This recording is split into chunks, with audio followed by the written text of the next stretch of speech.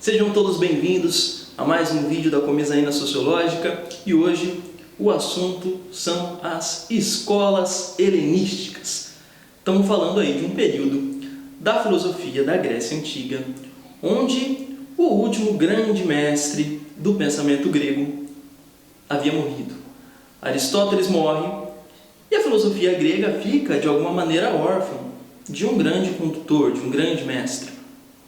O que acontece nesse período? Também as cidades-estado da Grécia Antiga, as principais cidades-estado gregas, Atenas e Esparta, já estão muito enfraquecidas por guerras entre si, por guerras contra os persas, contra outros povos, o que vai enfraquecendo essas cidades-estados. Então se abre brecha para invasões estrangeiras. É o período de domínio de Alexandre, o grande Alexandre.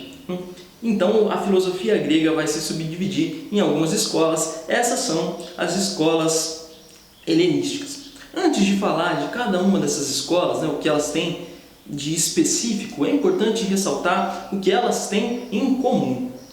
De alguma maneira, todas essas escolas trazem uma herança socrática. Qual é essa herança socrática? O entendimento de que os homens estão na miséria e no mal porque estão na ignorância. O objetivo, então, é alcançar a sabedoria. Aí entra algo específico e interessantíssimo dessas escolas.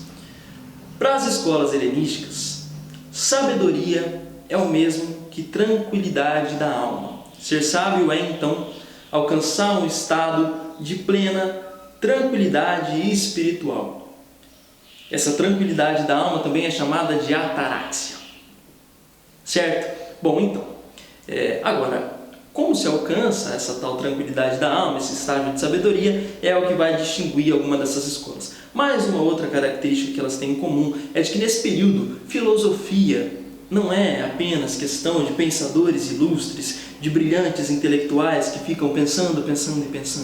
Filosofia passa a ser, então, um modo de ser, de estar no mundo, é um modo de agir. A filosofia é, de alguma maneira, nesse período, feita corpo, certo? A filosofia ganha um modo de se expressar na vida prática e no cotidiano dessas pessoas. Bom, nesse sentido, então, a filosofia passa a ser uma terapêutica dos cuidados, da miséria e da angústia e de todo o mal-estar humano. A filosofia oferece, então, um caminho até a tranquilidade. E você vai vendo o vídeo e vai analisando se algum desses caminhos, de alguma maneira, casa com o seu jeito de ser e estar no mundo. A primeira escola que nós vamos falar é a escola dos cínicos, que tem como principal expoente Diógenes de Sinope. Quem era o Diógenes?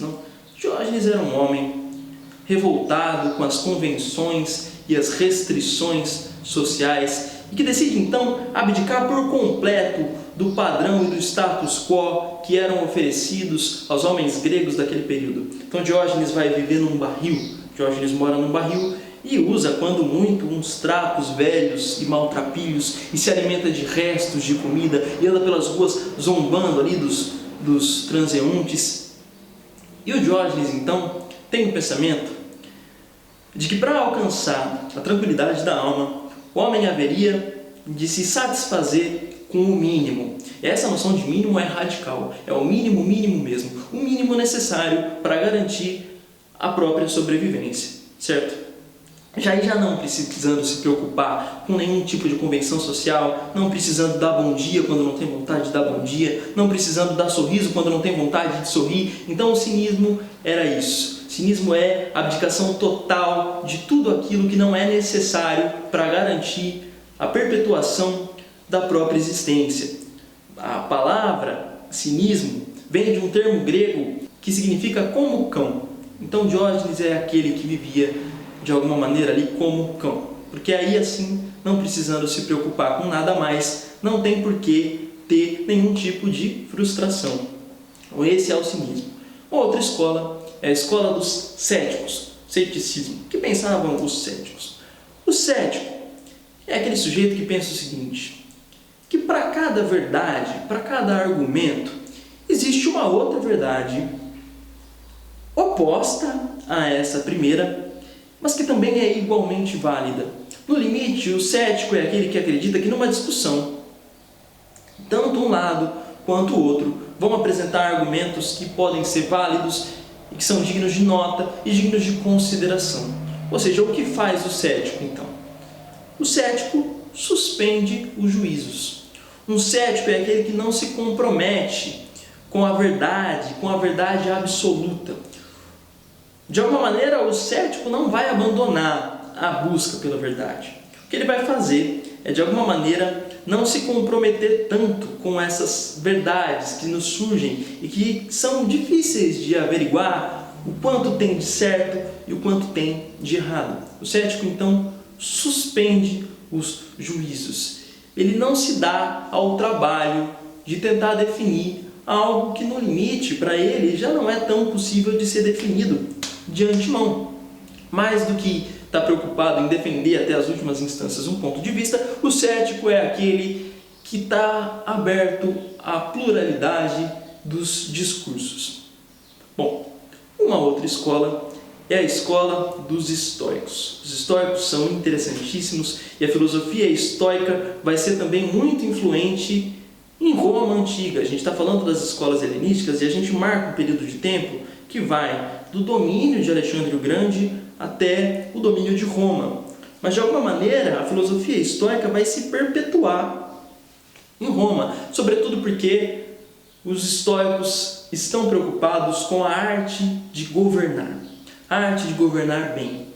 Mas, para governar bem um povo, antes de tudo, seria preciso, da perspectiva estoica, saber governar a si mesmo. É com isso que um estoico está preocupado. Se você pudesse conversar com um estoico, muito provavelmente ele te diria o seguinte: olha, existem coisas na vida que cabem a nós. Nós podemos fazer alguma coisa sobre elas. Agora, existem coisas que escapam ao nosso controle, são independentes da nossa vontade, e sobre elas não há nada a se fazer. Então, a filosofia estoica também pode ser chamada de filosofia da coragem. Por que filosofia da coragem? Bom, porque é necessário coragem para mudar e enfrentar aquilo que pode ser mudado, aquilo que pode ser enfrentado, aquilo que cabe a você. Mas também é necessário sabedoria para entender que a maioria das coisas não dependem de nós. Elas estão para além da nossa vontade. Assim, então, o objetivo do estoico é assumir uma postura de indiferença. Indiferença ao prazer, indiferença à dor, indiferença à pobreza, indiferença à riqueza, porque no limite tudo passa, tudo é passageiro. E o estoico entende essa condição, que mais do que do indivíduo é a condição da vida. Um estoico importante foi o Zenão de Cítio. Está aparecendo aqui na tela o período em que mais ou menos ele viveu. Para finalizar, vamos finalizar com Epicuro. Os epicuristas, particularmente, é a minha escola favorita. Como funcionava o modelo de educação do Epicuro? Não? O Epicuro tinha uma escola que era chamada Jardim, os jardins. E nesses jardins, esse espaço de educação não tão convencional assim, se reuniam adolescentes, adultos, idosos, homens, mulheres, todos sentados, dispostos pelo espaço, reunidos, acompanhados ali da névoa branca que sai de trás do bambuzal. E o Epicuro pensava o seguinte: que o prazer para a vida é fundamental. Mas a vida não é feita só de momentos de prazer. A vida também é feita de momentos de dor. O que cabe a nós, de alguma maneira, é encontrar uma espécie de equilíbrio, de vida equilibrada. Porque, de alguma maneira, momentos de prazer vividos ao máximo, sem medida, sem algum tipo de freio, podem levar à dor. Pensa você, dia de baile, você se preparou, se reúne com os amigos e vai para o baile. Vai para o baile, antes de ir para o baile faz um esquenta, já toma um gorozinho, chega no baile, toma outros gorozinhos, vem um amigo, oferece mais um gorozinho, você vai tomando gorozinho. No final da festa você já está ali estourado, tá felizão, tá alegre, bastante embriagado, mas ainda tá tudo bem.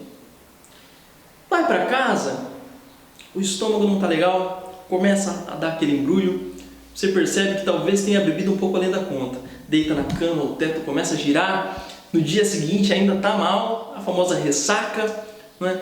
E vejam só, no limite, o que era para ser um momento divertido na tua vida se transforma num momento de dor, né? A ressaca então seria essa dor, um embrulho no estômago, no dia seguinte você não consegue comer muito bem. Por quê? Porque é um prazer que, levado até as últimas instâncias, causa dor. Então o Epicuro acredita que a tranquilidade da alma, que a gente estava falando lá no começo da aula, pode ser atingida com a vida moderada. A vida que saiba equilibrar momentos de prazer e momentos de dor. Ela evita a dor porque entende que o prazer não pode ser dispensado. Então se você, por exemplo, está estudando sem parar, dá uma parada, dá uma descansada. Não vale a pena se matar o dia inteiro, porque no final das contas você não vai absorver muita coisa. Vida moderada é justamente isso, é entender que as responsabilidades não podem ser negligenciadas, porque a vida cobra e vai te cobrar se você esquecer delas, mas também que prazer é fundamental, até porque se não for para ter prazer, por que a gente está vivendo? Não é? Então o Epicuro é esse cara, e a escola de pensamento dele ia mais ou menos nesse sentido, acreditar que a sabedoria e a tranquilidade da alma podem ser alcançadas pela vida moderada. Mais um ponto do Epicuro que é interessante é a questão do medo da morte. Para o Epicuro, não haveria por que temer a morte, porque ela é inevitável. Mas depois da morte, já não existe mais nada, então não há com o que se preocupar. Já que nada existe, nada também deve te afligir. E aí é interessante, não? Porque se você tem pessoas mais velhas que fazem parte da sua vida, começa a reparar se essas pessoas temem ou não temem a morte, como elas encaram isso. Eu vi uma entrevista do Gilberto Gil recentemente e o Gil dizia isso, que com o passar do tempo, aliás, eu não quero nem pensar num dia que o Gil possa não existir mais, né? Com o passar do tempo, a reflexão sobre a morte se torna inevitável. O Gil, inclusive, tem uma música, e aí já fica como dica, se eu não me engano, a música chama A Morte, mas dá uma procurada e ouve a música do Gil, vai pensando em tudo isso que a gente falou na aula de hoje. Beleza, pessoal, tranquilos? Eu acho que sobre as escolas helenísticas estamos conversados, são muito interessantes, não são? Se você gostou da aula, curte, compartilha, se inscreve no canal, posta suas dúvidas no comentário e a gente vai junto. Um beijão e até a próxima.